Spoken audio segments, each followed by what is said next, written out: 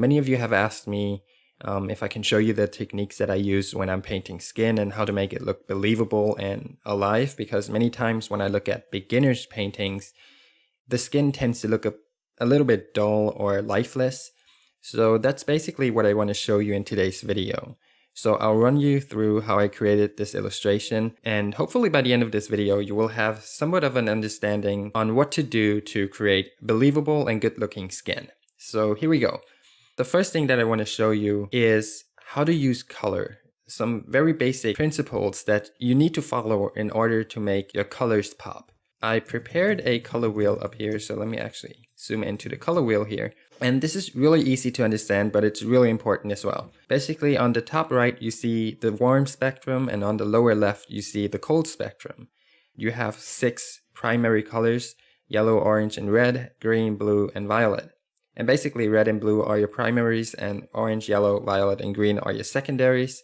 But let's just call them primaries because they're like the most important.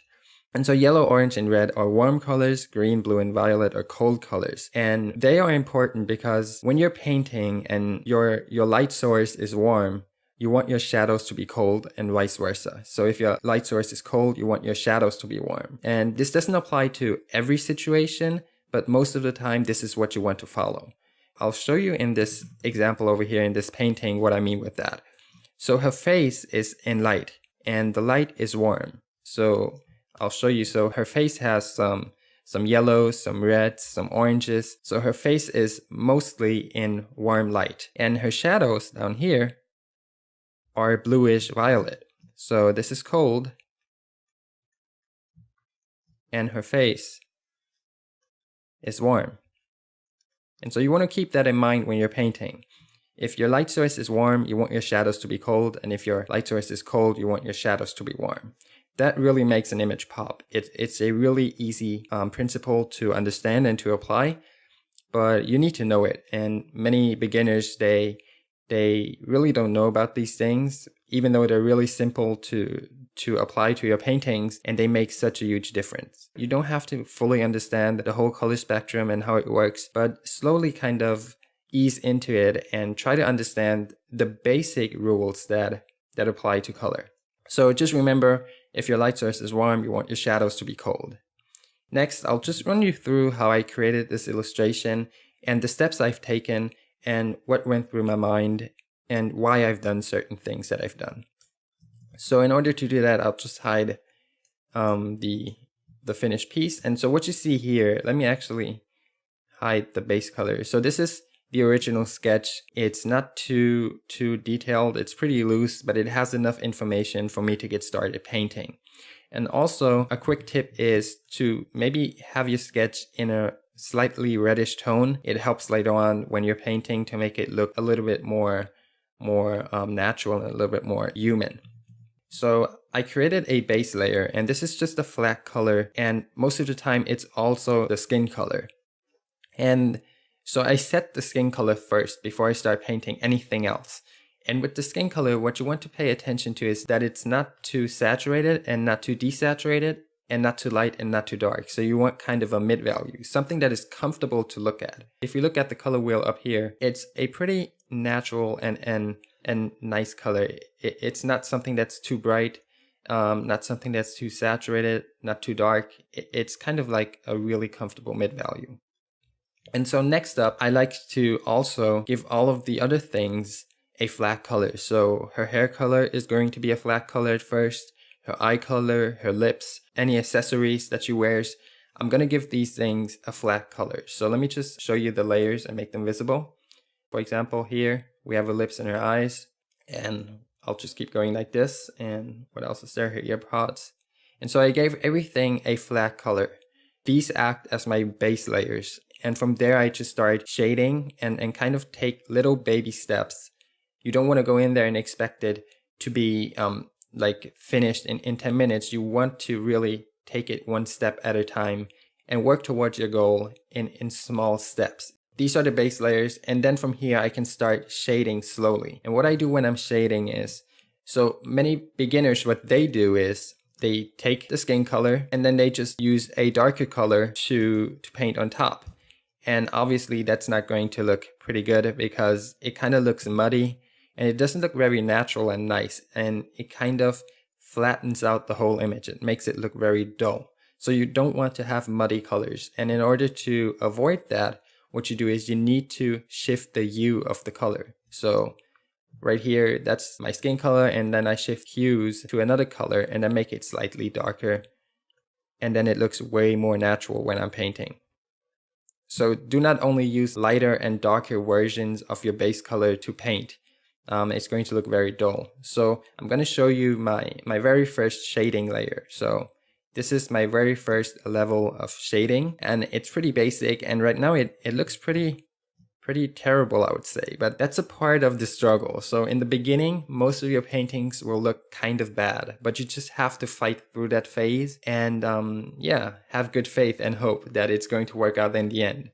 So this is the first layer of shading that I apply, and you can see that I didn't go overboard. I was really cautious and I paid a lot of attention and tried to hit the main points of shading. And this is really important. You don't want to go in there too fast and do like final touches. You want to see what works and what not. And also when you're painting females, you don't want to put in too much shading because it starts to make them look a little bit old. So you want to have a nice balance between soft and hard shadows and edges. And I'll get into that later. But for now, just keep it simple and one step at a time. So what I do next is I do the same thing for all of the other layers, and I just keep going like that. So here's a simple layer of lighting, and I had a reference for this painting and I knew that the lighting was coming from the top right. So I was just adding a simple layer of lighting, and then I just kept going. I added some basic shading to her hair. Again, really basic, but you can see that the more layers of shading that I've added, the more it comes to life. So first layer of shading, second layer, it looks already much better than before. And then the third layer of shading to her hair, it makes a huge difference. So as you guys can see, I don't rush it at all. I take it one step at a time, really slowly. And so what I do at about this stage is I like to start deleting parts of my sketch. And so I deleted parts of my sketch, and this is what's left. So I got rid of most of my sketch basically. And then I just kept working on it. Another layer of detail, another layer of shading. You can see now I'm starting to shade in her nose ring and some more lighting to her hair and her eyebrows. And I just keep going like this. Now I'm adding, and this one is crucial, this step is crucial. So right now you see that I basically only have like 4 different colors, 5 different colors, and her skin is looking pretty lifeless. I mean, the shading is pretty nice, but there's no life to it. If you look at a photograph, there's something about it that makes it look believable. And so we need to replicate this when we're painting, and this is crucial, this step. So with my next layer, you can see that I'm adding pinks, reds, and oranges. And the reason for that is the physical skin on a human is just a thin layer, and underneath the skin, there's blood, bones, and flesh. So you need to let that shine through the skin. And so if you look at a person's nose, most of the time it's kind of orangey reddish because there's blood under the skin in the area of the nose and also around the ears and stuff. And sometimes you see a really bright light shining through the ears. For example, have you ever like took a torch and let it shine through your fingers and you see kind of the light shining through and it looks kind of orangey reddish? That's because it's shining through your skin, and your skin is basically translucent. So it lets the color underneath show through. So that's really important. You need to pay attention. And that's why I said you need to study color, and you also need to study some anatomy to know where to place these colors. And so I added pink to her nose because underneath the nose, or underneath the skin of the nose, there's blood and it's constantly running through there. And so it shines through. And it's really important to know where to place these colors. So next, I need to add depth to my painting because I don't want it to look flat. And so in order to add depth, I need to add contrast to my painting, and I add contrast by adding darker colors to it and brighter colors. So whenever there's contrast, it adds sharpness and also depth. Here I'm adding darker colors, and you can see that it starts to pop instantly. It makes such a huge difference. And also you can see there's a really bright orange It's because there's the translucent skin and the ambient light is shining through, and so you see that orange color shining through of the skin. And so it's kind of like the example I said before, where you take a flashlight and you shine it through your skin of the finger and you see that orange color. It's because it's shining through the flesh and your skin, and so it creates that orange color. And it's really important to kind of paint in those illusions and those effects, because it'll make your skin look believable. So my light source is right here. It's coming from the top right. This is my light source. And so light is basically, or shadow is basically an area where light doesn't get to. And so this time I'm just adding a few more shadows. And so the light is coming from the top right, as I said. And so you can see light right here on her eyelid. But what I've done with the last layer is I added some shadow here on her eyeball, because her eyelid is on top of her eyeball and is throwing a shadow onto her eye. And so you need to pay attention to small things like that. And the more you pay attention to these things, the more believable your paintings will look. And the more you know about these things, the better impression you will leave to the viewer. And sometimes the viewer doesn't know what makes an image good. They just don't know. But they have a sense for a good image. They just can't tell what's good about it. So it's you, the artist, who needs to create that perfect illusion and kind of fake reality with your painting. So if you noticed, this is my sketch layer up here, and all of the colors are still underneath my sketch layer. So I never painted on top of my original sketch.